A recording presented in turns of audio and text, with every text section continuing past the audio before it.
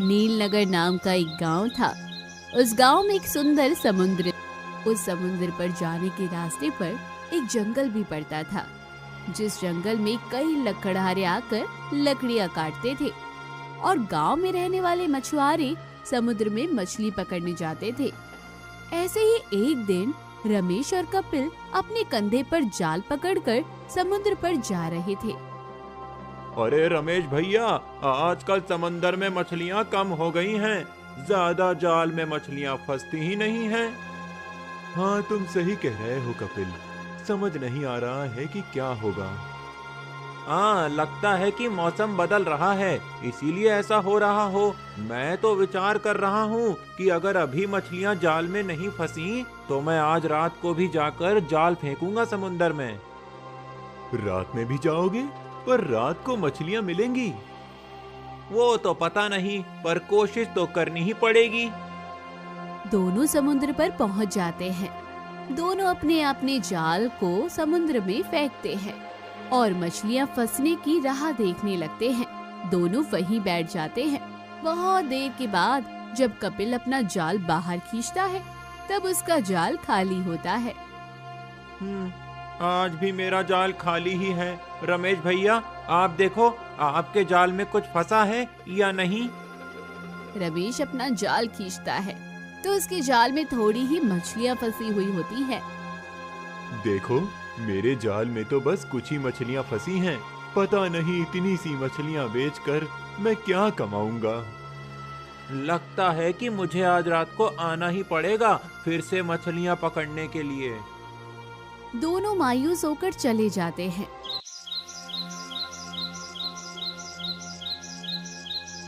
रात को कपिल जाल लेकर समुंदर पर आता है। वो समुंदर में जाल फेंकता है और राह देखने लगता है। तब अचानक समुद्र में लहरें बढ़ जाती हैं। ऊंची ऊंची लहरें उठने लगती है। आसमान में पूरा चांद खिला होता है और ऐसा लगने लगता है कि वो ऊंची लहरें चांद को छूने की कोशिश कर रही हैं। अरे ये क्या, ये अचानक इतनी ऊंची लहरें उठ रही हैं समुंदर में। लगता है कि तूफान आने वाला है। अब तो मछलियां जाल में फंसने से रही। चलो जाल निकाल लेता हूँ, नहीं तो जाल भी सलामत नहीं रहेगा। ऐसा विचार करके कपिल जाल खींचने के लिए नीचे झुकता है। वो जाल खींचने लगता है। तभी अचानक समुद्र के पानी के अंदर से एक बहुत बड़ा सोने जैसा चमकने वाला एक महल बाहर आता है। कपिल उस महल को देखते ही रह जाता है। वो महल समुद्र के पानी पर तैरने लगता है। उस महल की परछाई समुद्र के पानी पर चमकने लगती है। हे भगवान, मेरी आंखें ये क्या देख रही हैं? समुद्र पर तैरने वाला एक महल, और वो भी अचानक ऐसे प्रकट हो गया है। क्या है ये सब? कपिल उस महल को देखते हुए सोचने लगता है। वो महल समुद्र पर तैरते हुए कपिल के पास आने लगता है। अब वो महल कपिल के बिल्कुल पास आकर रुक जाता है। अरे ये महल तो कितना बड़ा, और समुद्र में ये मेरे पास आकर ऐसे रुक गया है जैसे मुझे कह रहा हो कि मेरे अंदर आओ। तभी एक बड़ी सुनहरी मछली पानी के ऊपर आती है और इंसानी भाषा में कहती है, कपिल, अगर तुम्हारी कोई इच्छा हो तो इस महल में जाओ। ये महल तुम्हारी इच्छा पूरी कर देगा। अरे वाह, ये तो जादुई महल है जो लोगों की इच्छा पूरी करता है। चलो अंदर जाकर देखता हूँ कि मेरी इच्छा पूरी करता है या नहीं। आज तो मेरे भाग्य ही खुल जाएंगे। कपिल उस महल के अंदर चला जाता है और वो महल कपिल को लेकर पानी के अंदर चला जाता है। सुबह हो जाती है और कपिल के घर पर उसकी पत्नी उसकी राह देख रही होती है। रात हो गई है, मछली पकड़ने के लिए अभी तक नहीं आए हैं। मुझे तो बहुत चिंता हो रही है। कहाँ गए होंगे ये? शायद रमेश भैया के घर होंगे, वहीं जाकर देखती हूँ। तारा रमेश के घर जाने के लिए बाहर आती है। तभी रमेश वहाँ आता है और अरे कपिल, कहाँ हो? चलो मछली पकड़ने जाना है। रमेश भैया, मैं अभी आप ही के पास आ रही थी। अच्छा, क्या हुआ? ये कल रात को समुद्र पर मछली पकड़ने लगे थे, अभी तक वापस नहीं आए हैं। क्या? रात को गया था, अभी तक नहीं आया है? हाँ, मुझे तो बहुत ही चिंता हो रही है, पता नहीं कहाँ गए हैं। मुझे लगा था कि आपसे मिलने आए होंगे, इसलिए मैं आपके घर आ रही थी। कल वो बोल तो रहा था कि रात को मछली पकड़ने फिर से जाऊंगा। दिन में तो हमें ज्यादा मछलियाँ नहीं मिलती हैं, पर रात का गया हुआ अभी तक नहीं लौटा है। ये तो चिंता की बात है। हाँ, इसलिए तो मैं आपको पूछने आ रही थी। तुम चिंता मत करो, मैं समुंदर पर जाकर देखता हूँ, शायद वहीं सो गया हो, उसे घर भेज देता हूँ। रमेश समुंदर पर आ जाता है। वो कपिल को ढूंढता है, लेकिन उसे कपिल कहीं दिखाई नहीं देता है। कपिल का जाल समुद्र के पानी पर तैरा होता है। वो देखकर, अरे ये तो कपिल का ही जाल है। इसका मतलब है कि कपिल रात को समुंदर पर गया था और उसने जाल भी फेंका था, पर वो गया कहाँ होगा? रमेश सोचते हुए अपना जाल समुंदर में फेंकता है। कुछ देर के बाद वो जितनी मछलियां जाल में फंसती है, उन्हें लेकर वो बाजार में बेचने चला जाता है। वो तारा के पास आकर, तारा, ओ तारा। रमेश भैया, आ गए आप? और आपके दोस्त कहाँ हैं? अरे वो मैंने कपिल को बहुत ढूंढा, लेकिन वो समुंदर में मुझे कहीं मिला ही नहीं। समुंदर में सिर्फ उसका जाल ही तैरता हुआ दिखाई दिया मुझे। क्या सिर्फ इनका जाल? तो ये कहाँ गए होंगे? वही तो कुछ समझ नहीं आ रहा है। कुछ दिन बीत जाते हैं, कपिल वापस नहीं आता है। ऐसे ही एक दिन गांव का दूसरा मछुआरा भी रात के समय समुंदर पर जाता है। उसे भी वो जादुई महल दिखाई देता है। वो जादुई महल को देखकर उसके अंदर चला जाता है और महल पानी के अंदर चला जाता है। दिन बीतने लगते हैं और गांव के एक मछुआरे और जंगल में लकड़ी काटने जाने वाले लकड़हारे गायब होने लगते हैं। गांव के लोगों में दहशत फैलने लगती है। एक दिन गांव का एक जवान लड़का गोपाल रोज की तरह लकड़ी काटने जा रहा था।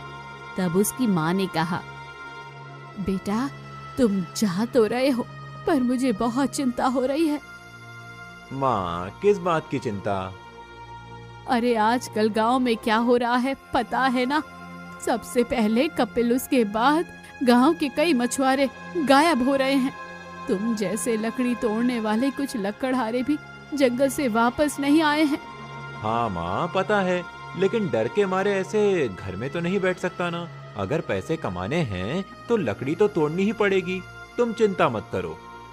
गोपाल कुल्हाड़ी लेकर जंगल में चला जाता है। गोपाल चौकन्ना होता है और जंगल में जाकर लकड़ियां काटकर वापस आ जाता है। उसे सही सलामत देखकर उसकी माँ खुश हो जाती है। तुम आ गए बेटा, मेरी तो जान में जान नहीं थी। मैं बिल्कुल ठीक हूँ माँ, और जंगल में या रास्ते में कहीं भी कुछ ऐसा नहीं था जो डरावना या दहशत भरा हो।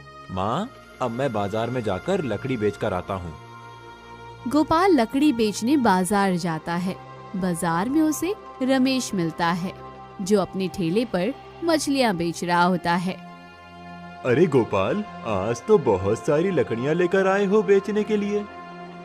हाँ रमेश भैया, आज अच्छी लकड़ियाँ मिल गईं, इसीलिए ज्यादा तोड़कर ले आया। अब तो ज्यादा लकड़ियाँ ही मिलेंगी ना। आजकल तो लकड़हारे लकड़ी तोड़ने जंगल में जाते ही नहीं हैं। हाँ, माँ बता रही थी कि हमारे गांव के कुछ लकड़हारे और मछुआरे गायब हो गए हैं। हाँ, मेरा प्यारा दोस्त कपिल भी उस रात से वापस नहीं आया है। समझ नहीं आ रहा है कि कहाँ चला गया है। पता तो लगाना पड़ेगा, कुछ तो करना पड़ेगा। ऐसे अगर गांव के लोग गायब होने लगे तो गांव पर बड़ी मुसीबत आ सकती है। हाँ, तुम सही कह रहे हो, कुछ तो करना पड़ेगा, पर क्या करें? अरे मैं तो अपनी मुसीबत से पहले ही जूझ रहा हूँ। देखो, मेरे ठेले पर कितनी कम मछली हैं। सोच रहा हूँ कि रात को जाकर मछली पकड़ने की कोशिश करता हूँ। कुछ देर के बाद दोनों अपने अपने घर चले जाते हैं। रात हो जाती है और रमेश अपना मछली का जाल उठाकर समुद्र पर जाने लगता है। कुछ देर के बाद वो समुंदर पार करके पहुंचता है। आज भी पूरा चांद खिला हुआ था। रमेश जाल समुंदर में फेंकता है और राह देखने लगता है। समुंदर में बड़ी बड़ी लहरें उठने लगती है, जैसे कि वो चांद को छूना चाहती हो। रमेश उन लहरों को देखते ही रहता है और डर जाता है। तभी समुंदर के अंदर से जादुई महल बाहर आता है। रमेश उस महल को देखने लगता है। अरे वाह, कितना सुंदर महल है, पूरे सोने का बना हुआ महल। अरे इस महल का एक टुकड़ा भी अगर मुझे मिल जाए तो मेरी जिंदगी पूरी संवर जाएगी। रमेश उस महल की खूबसूरती ताक रहा था कि तभी वो सुनहरी मछली पानी के ऊपर आती है और रमेश, तुम्हारी जो भी इच्छा है इस महल में आकर पूरी हो जाएगी। क्या सच में ऐसा हो सकता है? हाँ जरूर, ये जादुई महल एक इच्छा महल है। इसमें आने वाले की हर इच्छा पूरी होती है। ये सुनकर रमेश बहुत खुश हो जाता है और बिना सोचे समझे उस महल के अंदर चला जाता है। रमेश के अंदर जाते ही जादुई महल समुंदर के अंदर चला जाता है। समुंदर के किनारे एक पेड़ के पीछे खड़े रहकर गोपाल ये सब कुछ देख लेता है। अच्छा, इसका मतलब ये है कि जो लोग गायब हुए हैं वो सब इस महल के अंदर चले गए हैं। लेकिन अब इनको समुंदर से बाहर कैसे निकालूं? वो सब जिंदा भी होंगे या नहीं? नहीं, मुझे ऐसा नहीं सोचना चाहिए। वो सब ठीक ही होंगे। अब मुझे ही जाकर ढूंढना होगा कि सच्चाई क्या है। माँ, मैं जंगल में जाकर लकड़ी काट कर ले आता हूँ। ये तुम क्या कह रहे हो? इस समय जंगल में जाओगे? इस समय तो जंगली जानवर जंगल में बेखौफ घूमते रहते हैं। पता है माँ, लेकिन अगर अभी लकड़ी तोड़कर ले आऊंगा तो सुबह जल्दी बेचने जा सकूंगा और ज्यादा कमाई होगी। इसीलिए मैं अभी जा रहा हूँ। तुम चिंता मत करो और सो जाओ, मैं थोड़ी देर में लौट आऊंगा। गोपाल अपनी माँ को सच नहीं बताता क्योंकि वो नहीं चाहता था कि उसकी माँ उसकी चिंता करे। वो समुद्र पर आकर बैठ जाता है। कुछ देर के बाद समुद्र में बड़ी बड़ी लहरें उठने लगती हैं और जादुई महल समुद्र के पानी पर आकर तैरने लगता है। वो महल गोपाल के पास आता है और सुनहरी मछली उसे कहती है कि तुम्हारी कोई इच्छा हो तो इस महल के अंदर आ जाओ। हाँ, मेरी एक इच्छा है जिसे पूरी करना सिर्फ तुम्हारे हाथ में है। अगर ऐसी बात है तो आओ, महल के अंदर चले आओ। गोपाल जादुई महल के अंदर चला जाता है। वो अंदर जाकर देखता है तो उसे उस महल की दीवारों पर कुछ परछाइयां दिखाई देती है। वो उन परछाइयों को देखकर आगे जाने लगता है। तभी उसे एक सिंहासन पर एक सोने की मूर्ति दिखाई देती है। गोपाल को देखकर वो मूर्ति अचानक बोलने लगती है। बताओ, तुम्हारी इच्छा क्या है? मेरी इच्छा बस ये है कि मैं इस महल की सच्चाई जानना चाहता हूँ। मैं ये जानना चाहता हूँ कि मेरे गांव वाले इस जादुई महल में कहाँ खो गए हैं और क्यों ये महल मेरे गांव वालों को गायब कर रहा है। गोपाल की बातें सुनकर मूर्ति की आंखों से आंसू बहने लगते हैं। मूर्ति कहती है, तुम्हें अपने लिए कुछ नहीं चाहिए? नहीं, मैं यहाँ अपने लिए कुछ नहीं मांगने आया हूँ। मुझे बस अपने गांव वालों को सुरक्षित घर पहुँचाना है। गोपाल की बातें सुनकर मूर्ति की आंखों से आंसू बहने लगते हैं। मूर्ति कहती है, तुम वही हो जिसका मैं लंबे समय से इंतजार कर रही थी। परछाइयाँ जो तुम देख रहे हो वो सब वही लोग हैं जो इस महल में आए थे और उन्होंने अपनी स्वार्थी इच्छा इस महल से पूरी करनी चाहिए थी। इसका मतलब है कि मेरे सब गांव वाले परछाई बन गए हैं? हाँ, ये इच्छा महल एक जादूगर ने बनाया है। जब उसने मुझसे पूछा कि मेरी इच्छा क्या है, तब मैंने बिना सोचे समझे उसे कहा था कि मैं एक रानी बन जाऊं और मेरा समुंदर में एक महल हो, साथ ही मेरा शरीर सोने का बन जाए। उसने मेरी इच्छा तो पूरी कर ली, पर मैं यहाँ इस महल में कैद हो गई हूँ। जो भी इस महल में आकर अपने स्वार्थ के लिए कुछ मांगता है वो यहाँ आकर कैद हो जाता है। पर अब तुम सब इस महल से मुक्त कैसे हो सकते हो? इसका कोई उपाय तो होगा। तुम ही इसका उपाय हो। जब कोई बिना लालच के पूर्ण समर्पण भाव से इस महल में आएगा तो वही इस महल से सबको मुक्त करेगा। ये विधि का विधान है। पर मैं ये करूं कैसे? इस महल में कहीं उस जादूगर का एक जादुई मोती छुपाया है। अगर उस मोती को नष्ट कर दिया गया तो उसकी जादू टूट जाएगी और सब मुक्त हो जाएंगे। बस वो मोती कहाँ है इसका पता मुझे भी नहीं है। ठीक है, मैं वो मोती ढूंढता हूँ। गोपाल पूरे महल में वो मोती ढूंढने लगता है। पूरे महल में वो कोई मोती उसको नजर नहीं आता है। उसे समझ नहीं आता है कि अब वो क्या करे, कहाँ उस मोती को ढूंढे। तभी मूर्ति कहती है, तुम्हें जो भी करना है वो जल्दी करना पड़ेगा। एक बार अगर ये महल पानी के नीचे चला गया तो फिर तुम भी इस महल में फंस जाओगे और फिर हमें किसी और के आने का इंतजार करना पड़ेगा। ये सुनकर गोपाल ने सब दीवारों को एक बार देखा और उन पर दिखने वाली परछाइयों को देखने लगा। फिर उसने ऊपर देखकर हाथ जोड़े और कहा, हे भगवान, मेरी मदद करो। मैं यहाँ अपने भाइयों को ढूंढने आया हूँ। मुझे शक्ति दो भगवान। गोपाल भगवान से प्रार्थना करते हुए ऊपर देखता है। तब उसे महल की छत पर लटका हुआ एक झूमर दिखाई देता है, जिसके बीचों बीच एक मोती चमक रहा था। गोपाल समझ जाता है कि ये वही मोती हो सकता है। अब बस कुछ देर और, एक बार मोती मेरे हाथ आ जाए।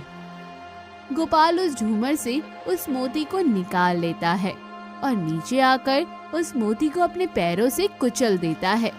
गोपाल के पैरों के नीचे उस मोती के टुकड़े हो जाते हैं और अचानक चारों तरफ किरणें फैल जाती हैं। उन किरणों के साथ ही वो महल भी नष्ट हो जाता है और गोपाल के साथ सब गांव वाले समुद्र के किनारे पहुंच जाते हैं। कपिल, रमेश और बाकी सब गांव वाले सब समुद्र के किनारे पर सुरक्षित पाकर खुश हो जाते हैं और गोपाल को गले से लगा लेते हैं। वहीं एक औरत भी खड़ी होती है। उसे देखकर, आप कौन है बहन जी? मैं माला हूँ। मैं वही हूँ जो उस जादुई इच्छा महल में सोने की मूर्ति बनी हुई थी। भैया, आपका बहुत बहुत धन्यवाद। आज आपकी वजह से ही मैं और बाकी सभी उस महल से मुक्त हो सके हैं।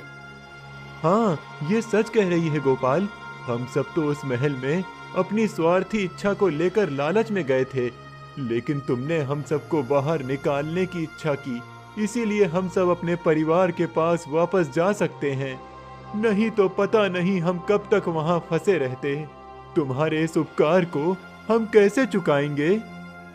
नहीं, इसमें धन्यवाद कहने की कोई जरूरत नहीं है। मैंने तो अपना फर्ज पूरा किया है। आप सब हमारे भाइयों जैसे ही हैं। हमारा गांव एक परिवार है और परिवार में कोई कभी किसी पर उपकार नहीं करता है। गोपाल, रमेश, कपिल और बाकी सबके साथ गांव में आ जाता है। उन सबको देखकर उनके परिवार वाले बहुत खुश हो जाते हैं। जब सबको पता चलता है कि गोपाल ने उन सबको उस जादुई महल की कैद से बाहर निकाला है, तब पूरे गांव में गोपाल की वाहवाही होने लगती है।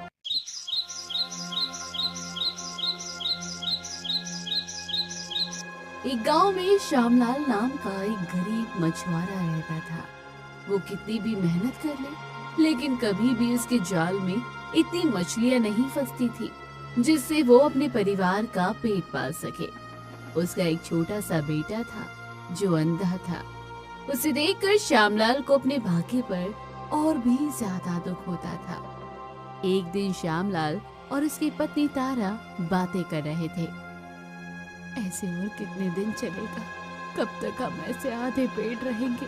हमारा तो फिर भी ठीक है जी, पर हमारा राजू, उसे तो पेट भर खाना मिलना चाहिए ना।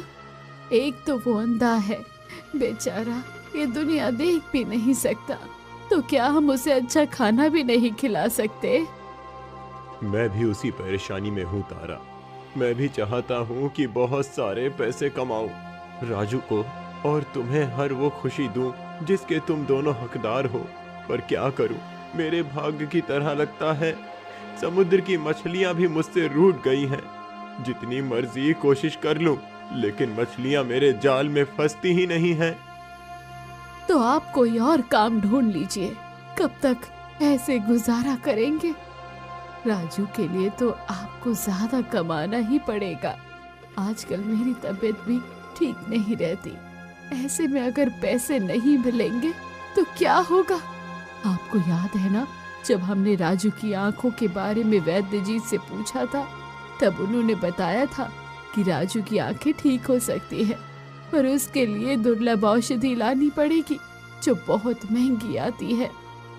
हाँ हाँ तारा, मुझे सब याद है और उसी के प्रबंध के लिए मैं अभी मुखिया जी के पास जा रहा हूँ। देखते हैं, अगर उन्होंने या मेरे किसी दोस्त ने थोड़ी मदद कर दी तो राजू की दवाई का खर्च तो मैं उठा ही लूंगा।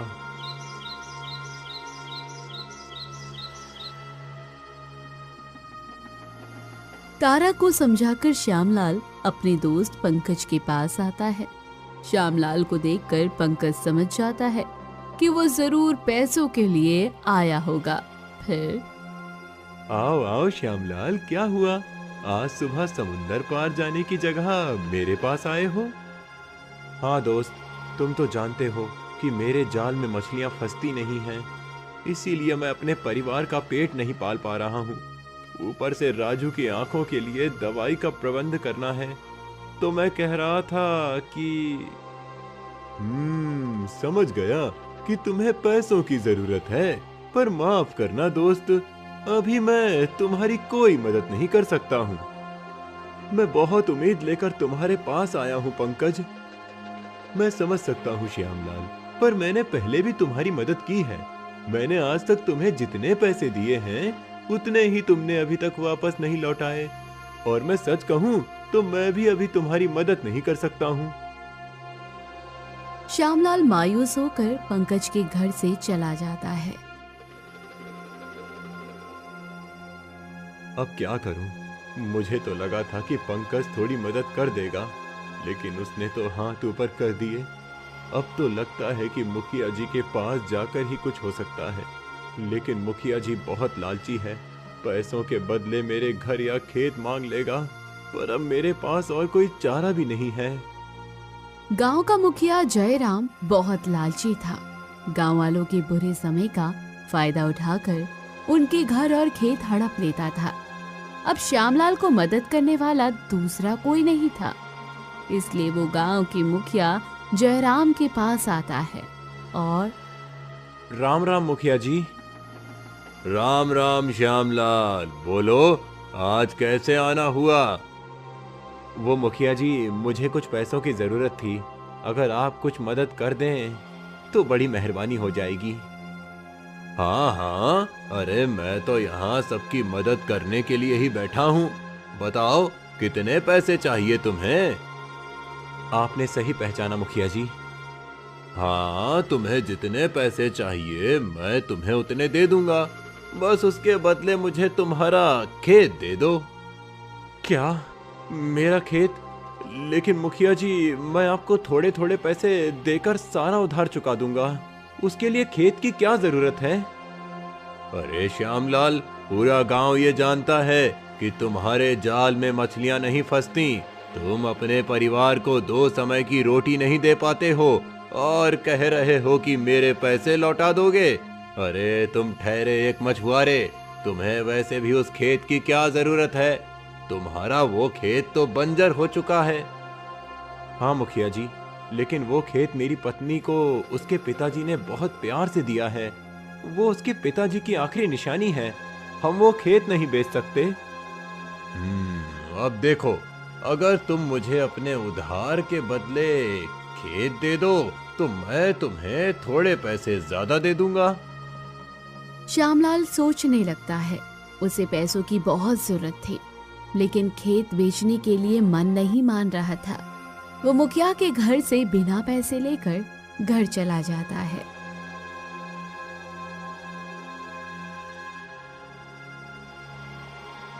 वो देखता है कि उसका बेटा राजू अपनी लाठी के सहारे चलने की कोशिश कर रहा है। उसे राजू को ऐसे लड़खड़ाता हुआ देखकर बहुत दुख होता है। वो जाल उठाकर समुद्र पर जाता है।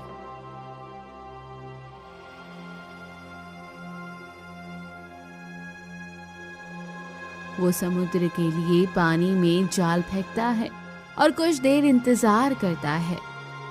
पता नहीं कि आज भी मेरे जाल में मछलियां फंसेंगी या नहीं। अगर नहीं फंसी तो मैं घर के खर्च कैसे उठाऊंगा, राजू के लिए दवाई कैसे खरीदूंगा। समझ नहीं आ रहा है कि कब मेरी किस्मत खुलेगी और मैं अपने परिवार की जरूरतें पूरी कर पाऊंगा। हे ईश्वर, मेरी मदद करें। कुछ देर बाद श्यामलाल जाल को खींचता है, लेकिन वो बहुत हल्का होता है। श्यामलाल समझ जाता है कि आज भी उसके जाल में मछलियां नहीं फंसी है। वो घर लौट आता है। ऐसे ही कुछ दिन बीत जाते हैं और अब घर में अनाज का एक भी दाना नहीं होता है। इतने दिनों तक तो हम आधे पेट तो रह रहे थे, लेकिन आज हमारे घर में अनाज का एक भी दाना नहीं है। आज हमें हमारे बेटे के साथ भूखा रहना पड़ेगा। पता नहीं कि मैं किस पाप की सजा भुगत रही हूँ जो मुझे आप जैसा पति मिला है। ऐशो आराम तो नहीं, आपसे तो पेट भर खाने की उम्मीद भी करना बेकार है। ऐसे जीने से तो मर जाना अच्छा है। तारा की बात से श्यामलाल के दिल को बहुत ठेस पहुंचती है। वो कुछ देर सोचकर समुद्र पर आता है। समुद्र के किनारे पर एक पहाड़ी थी। श्यामलाल उस पहाड़ी की चोटी पर चढ़ जाता है और सच कह रही थी तारा, मैं कुछ काम नहीं करता हूँ। मैं ना तो अपने परिवार की जरूरतें पूरी कर सकता हूँ और ना ही उन्हें पेट भर खाना खिला सकता हूँ। अपने बेटे की आंखों का इलाज भी नहीं कर सकता। मेरी वजह से उसकी आंखों के सामने हमेशा अंधेरा छाया रहेगा। इससे अच्छा तो मर जाना ही बेहतर है। अब मुझे जीने का कोई हक नहीं है। मैं जिंदा रहकर भी किसी काम का नहीं हूँ। श्यामलाल बहुत निराश हो जाता है और पहाड़ी से नीचे कूद जाता है। वो समुद्र में गिर जाता है और डूबता हुआ समुद्र के तल तक चला जाता है। समुद्र के तल में वो एक महल में जा पहुंचता है। महल में जाकर वो महसूस करता है कि वो जिंदा है। वो देखता है कि वो एक सिंहासन के सामने खड़ा है और सिंहासन के सामने एक परी है। मैं कहाँ हूँ? यहाँ कैसे पहुँच गया? और मैं जिंदा हूँ? हाँ, तुम जिंदा हो और सुरक्षित हो। पर मैंने तो अपनी जान देने के लिए समुंदर में छलांग लगाई थी। मैं अपने जीवन को समाप्त करना चाहता था। अपने जीवन को समाप्त करना किसी भी समस्या का उपाय नहीं है। बताओ कि तुम अपना जीवन क्यों खत्म करना चाहते थे? मैं गरीब मछुआरा हूँ। मेरे जाल में कभी भी मछलियाँ नहीं फंसती हैं, इसीलिए अपनी पत्नी और बेटे को खाना नहीं दे पाता हूँ। मेरा बेटा अंधा है, उसकी आंखों का इलाज भी नहीं कर पा रहा हूँ। मेरी जिंदगी बेकार है जो मैं किसी के काम ही नहीं आ पाता हूँ। ये समस्या इतनी बड़ी नहीं है जिसके कारण तुम अपनी जान दे दो। मछुआरे, अगर तुम्हें एक काम में सफलता नहीं मिल रही तो तुम कोई और काम करके भी पैसे कमा सकते हो। उसके लिए जान देने की क्या जरूरत है? पर मैं बच कैसे गया? मैंने तो इतनी ऊंचाई से छलांग लगाई थी और मैं तो तैरना भी नहीं जानता हूँ। मैं इस समुद्र में रहने वाली परी हूँ। मेरी उपस्थिति में कोई भी मनुष्य अपनी जान जोखिम में नहीं डाल सकता है। समुद्र में आने वाले मछुआरे मेरी सुरक्षा में होते हैं, इसलिए तुम डूबे नहीं। पर अब मैं क्या करूं? मैं घर में जाऊंगा तो मुझे अपनी पत्नी के सवालों के जवाब देने पड़ेंगे। मैं घर वापस नहीं जाना चाहता। अगर तुम मेरी कोई मदद नहीं कर सकती तो मुझे बचाने का भी कोई फायदा नहीं है। ऐसा ना कहो मछुआरे। ये लो, ये एक दिव्य मोती है जो मेरी शक्तियों से बना हुआ है। इस मोती के वरदान से तुम अपनी 3 इच्छाएं पूरी कर सकते हो, लेकिन याद रहे वो इच्छाएं सात्विक होनी चाहिए और बिना किसी लालच की होनी चाहिए। एक बार भी तुम्हारे मन में लालच आ गया तो ये मोती काम नहीं करेगा और मेरे पास लौट आएगा। इसके साथ ही कुछ सिक्के भी रख लो, इससे तुम्हारी थोड़ी मदद हो जाएगी। परी अपने जादू से एक मोती निर्माण करती है और श्यामलाल को दे देती है। श्यामलाल वो मोती लेकर अपने घर आ जाता है। परी ने उसे जो सिक्के दिए थे उससे वो घर की जरूरत का सामान लेकर आता है। ये क्या सामान के साथ आप ये मोती कहाँ से लेकर आए हैं? ये कोई साधारण मोती नहीं है तारा, ये हमारी इच्छा पूरी करने वाला दिव्य मोती है। श्यामलाल तारा को पूरी कहानी बताता है। ये सुनकर, अरे वाह, अगर ऐसा है तो आप सबसे पहले हमारी गरीबी दूर करने के लिए पैसे मांगिए इस मोती से। यही हमारी सबसे बड़ी जरूरत है। लगता है कि हमारा भाग्य बदलने का समय अब आ गया है। नहीं तारा, पैसे तो हम कमा सकते हैं, अभी सबसे ज्यादा जरूरी है राजू की आंखों की रोशनी। मैं इस मोती के वरदान का उपयोग अपने बेटे की आंखें वापस लाने में करूंगा। परी ने साफ तौर पर कहा है कि लालच से भरी एक भी इच्छा इस मोती को फिर से उसके पास ले आएगी। फिर श्यामलाल उस मोती को हाथ में लेकर कहता है, हे मोती, अगर तुम मुझे वरदान देना चाहते हो तो मेरे बेटे की आंखों में रोशनी ला दो। तुम्हारे इस चमत्कार से मेरा बेटा ये दुनिया देखने के लायक हो जाएगा।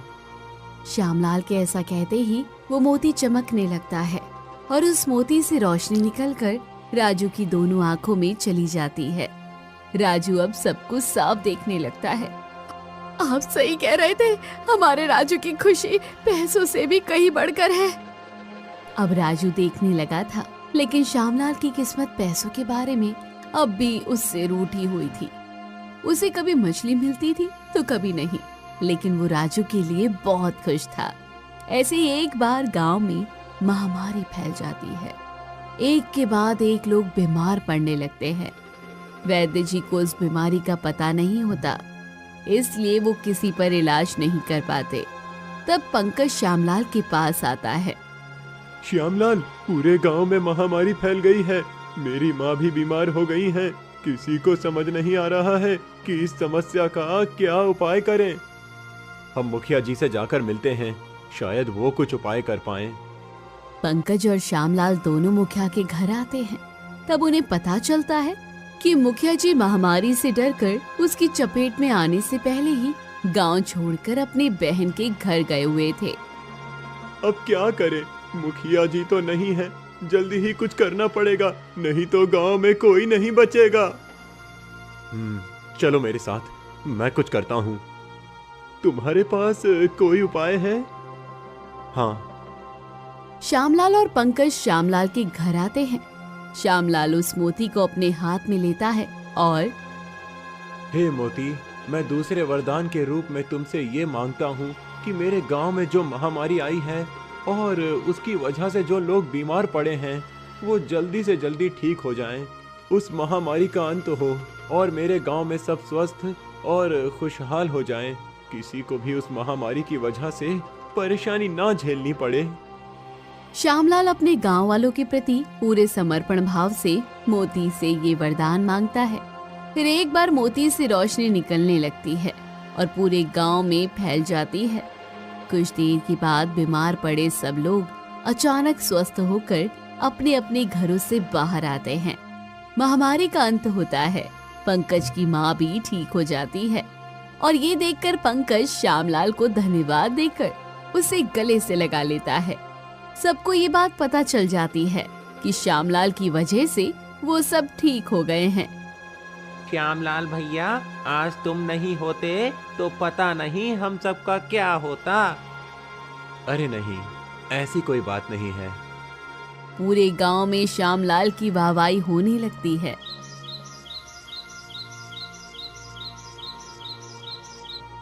एक दिन गांव का मुखिया गांव में वापस आ जाता है और उसे श्यामलाल के उस दिव्य मोती के बारे में पता चल जाता है। पहले से ही लालची फितरत के मुखिया के दिल में उस मोती के लिए लालच भर जाता है और वो श्यामलाल के पास आता है। श्यामलाल, उस दिन तुम मेरे पास पैसे मांगने आए थे ना, और मैंने तुम्हारा खेत तुमसे मांगा था। चलो, अब मैं तुम्हें 2 गुने पैसे दे देता हूँ और उसके बदले मुझे खेत भी नहीं चाहिए। मुखिया जी, आपका विचार अचानक कैसे बदल गया? मैंने सोचा कि तुमने गांव वालों की कैसे मदद की है और तुम कितने अच्छे हो, इसीलिए मैंने सोचा कि तुम्हारी भी थोड़ी मदद कर दूं। बस मेरी भी एक मदद कर दो। मैं भला आपकी क्या मदद कर सकता हूं मुखिया जी? इस वक्त तुम ही हो जो मेरी मदद कर सकते हो। मैं तुम्हें चाहे जितने पैसे दे दूंगा, मुझे बस तुम्हारा वो जादुई मोती दे दो।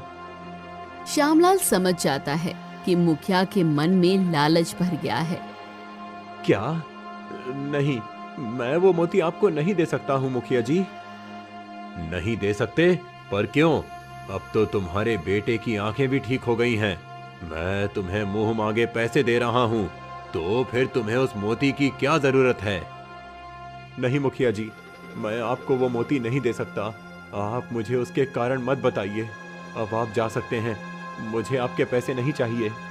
मुखिया श्यामलाल को गुस्से से देखते हुए चला जाता है। 2-3 दिनों के बाद श्यामलाल गांव से बाहर गया हुआ होता है।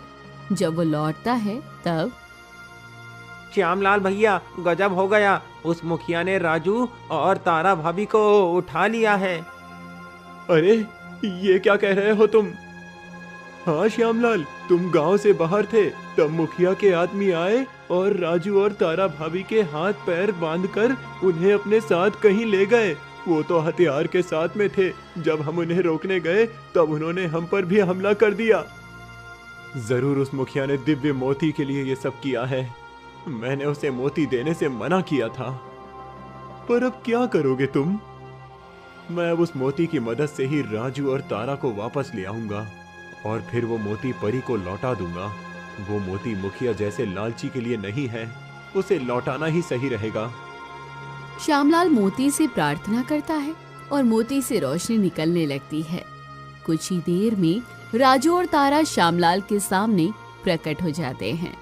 फिर श्यामलाल वो मोती लेकर परी के पास आता है और उसे वो मोती लौटा देता है। परी, मैंने अपने 3 वरदानों का उपयोग कर लिया है। ये मोती किसी लालची के हाथ ना लगे, इसीलिए मैं इसे तुम्हें लौटाने आया हूँ। तुमने इस मोती का उपयोग अपने लालच के लिए नहीं किया और गांव की भलाई के लिए किया, इसलिए मैं तुमसे प्रसन्न हूँ। अब मैं तुम्हें एक वरदान देती हूँ।